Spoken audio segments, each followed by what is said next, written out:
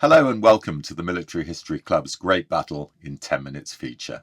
Today I'm talking about the Battle of Tunis, otherwise known as Operation Strike, which was fought from the 6th to the 7th of May 1943 in northern Tunisia between Lieutenant General Kenneth Anderson's British First Army and an Italo-German force under Generaloberst Hans-Jürgen von Arnim.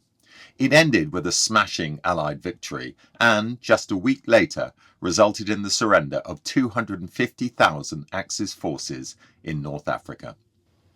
The battle began at 3 a.m. on the 6th of May when 400 Allied guns flamed into action on a 3,000 stretch of enemy front on both sides of the Medjez-Masaco-Tunis highway. The gunners sweated as they thrust shells into the guns, wrote journalist John Darcy Dawson. The noise mounted in volume as the pace of the barrage increased. Then, as the first streaks of light appeared over the far horizon, the noise of multitude of planes could be heard above the thunder of the guns. Over they came, dim black shapes in the steely light. They dropped their bombs behind the limit of shell fire, deepening the barrage. In front of them, clouds of fighters and fighter bombers scoured the roads and fields, destroying every living thing that moved. The plan of attack, devised by General Sir Harold Alexander, the commander of Allied ground forces in Africa, was for the British Ninth Corps to make a sudden, powerful stroke south of the Medjez River, where the Axis defenders had been stretched almost to breaking point, and into the plain of Tunis. To help deliver it, Alexander had asked General Sir Bernard Montgomery, commanding the British Eighth Army, to transfer the best divisions he could spare. Monty had sent his two most experienced and freshest divisions, the 4th Indian and 7th Armoured, and also the 201st Guards Brigade. These units had helped to win the first British victory at Sidi Barrani in 1940, and it was particularly appropriate, noted Alexander, that they should be chosen for the main role in our last victory, the Battle of Tunis. The man chosen to command the attack was Lieutenant General Brian Horrocks, one of Monty's favourites. He could not have been happier. This was the real art of generalship, he wrote later. A quick switch, then a knockout blow. How much better than battering our heads against the strong Enfidaville position. And what luck for me that I should be selected for the job. Looking at the map, it was clear to Horrocks that the obvious place to launch the assault was from Medjez el Bab, up the valley via Masaco and San Cyprien, straight through to Tunis, 25 miles away.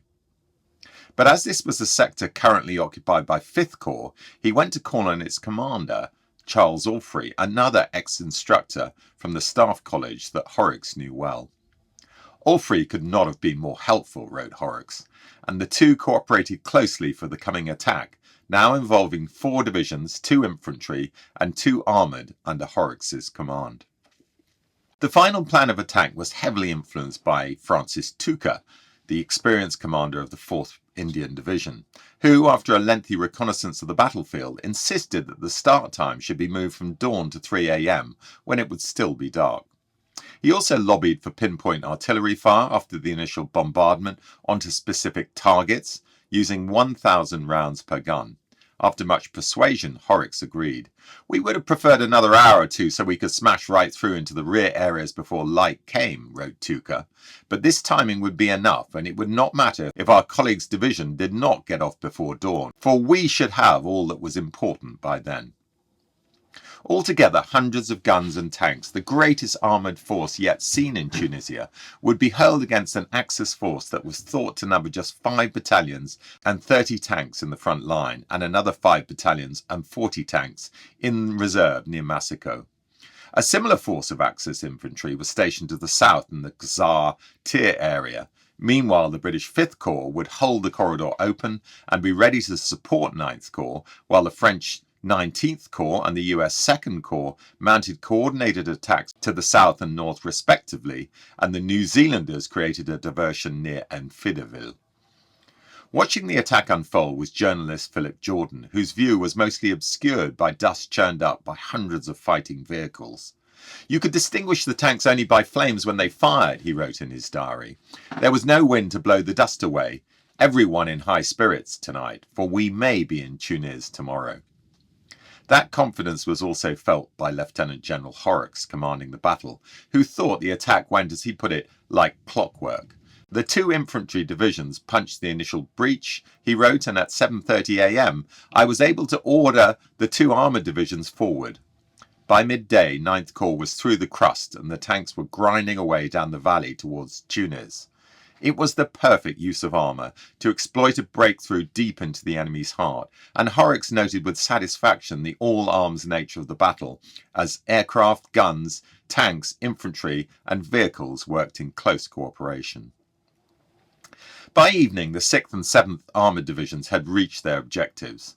During the attack, 2 battalions of the 115th Panzer Grenadier Regiment had been overrun, and the remainder of the 15th Panzer Division driven back past Massico, which was occupied in late afternoon. General Major Willibald Borowitz's battered units had then attempted to establish a new defensive line from Jedida to San Cyprian, but were unable to do so. San Cyprian, noted John Darcy Dawson, which had been earlier prepared for defence by a series of trenches along the hills, was not defended, although it was a strong natural position. We were now only about 12 miles from Tunis, and our armour was 20 miles in front of the infantry. Horrocks and Orfrey met at the end of the day to discuss the next move. As agreed beforehand, the 4th British and 4th Indian Divisions now reverted to 5th Corps control, giving Orfrey 5 infantry divisions with which to hold the bridgehead. This left Horrocks free to press on to Tunis with the 2 armoured divisions, 6th and 7th. Bypassing St Cyprian early on the 7th of May, the 6th Armoured Division engaged the remnants of the 15th Panzer Division to the southeast of the village and forced them back. This allowed elements of the 7th Armoured to overcome the remaining defenders and take St Cyprian. Away to the north, the Germans abandoned Teburba, while more tanks and armoured cars from the 7th Armoured Division entered Labardo, a suburb of Tunis. The armoured cars of the 11th Hussars, veterans of the desert fighting since late 1940, would claim the honour of being the first Allied troops into Tunis, a full 5 months after the last serious attempt had got within a few miles of the city. Horrocks was standing by a road near Tunis when a soldier wearing the famous brown beret of the 11th Hussars leant out of his vehicle and said with a grin, "First in again, sir." In truth, the armoured cars of the 1st Derbyshire Yeomanry had entered Tunis by another route at almost exactly the same moment, if not slightly earlier, as Horrocks himself acknowledged. Free at last from Axis control, the French inhabitants of Tunis greeted their liberators with hysterical delight. Some jumped onto the running boards of journalist Alan Moorhead's car, and one girl threw her arms around the driver's neck. Many of the women were clutching flowers hastily picked from their gardens, which they threw at the Allied vehicles. Moorhead was hit full in the face by a clump of roses, and there were flowers all over the car bonnet. Everyone was screaming and shouting, he recalled, and getting in the way of the vehicles, not caring whether they were run over or not. When Horrocks heard that Tunis had fallen at 4 p.m, he made straight for Major General Charles Keithley's HQ and ordered him to turn his tanks of the 6th Armoured Division to the southeast to the town of Hammerlif and down the road that ran along the neck of the Cap Bon Peninsula to Hammamet. As the Allies now had complete air superiority, Keithley was to forget all about open spacing and drive his vehicles nose to tail, 2 abreast if necessary, as long as he got there quickly. By reaching Hammamet, Keithley's armour would trap any Axis troops who had escaped into the Cap Bon Peninsula and prevent them from linking up with Mess's army to the south at Enfidaville. The day ended on a slightly sour note when Keithley's tanks failed to force the pass at Hammerlif, barely 300 yards wide at its narrowest point, which was stoutly defended by the remnants of the Hermann Göring Division and a strong force of 88mm dual-purpose guns withdrawn from airfield defence. But its significance was summed up by war reporter Philip Jordan, who noted in his diary, "These words are written in Tunis.